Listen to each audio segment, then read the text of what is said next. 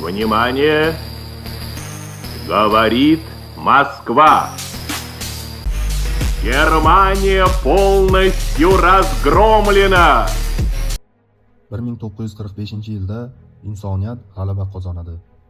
Nega men Sovet ittifoqi yoki boshqa demadim? Sababi u joyda fashistlar o'zlarini eng oliy irq deb bilishar, millatchilik qilib boshqa irqlarni, millatlarni qirishar edi. Qolgan insonlar oxirgi nav odamlar qullar qatorida edi.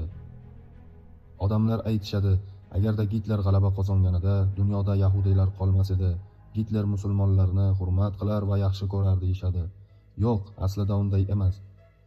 Fashistlar uchun o'zlaridan oliyroq inson yo'q. Ular qolganlarni oxirgi inson qatorida, qullar qatorida ko'rishadi. Do'stlar, ko'zimizni ochaylik. Bunday bema'ni narsalarni ko'tarib yurmaylik. Ikkinchi jahon urushi haqida to'liqroq videolar suratga olamiz va chiqaramiz. Siz bundan bebahra qolmay desangiz, sahifamizga obuna bo'ling.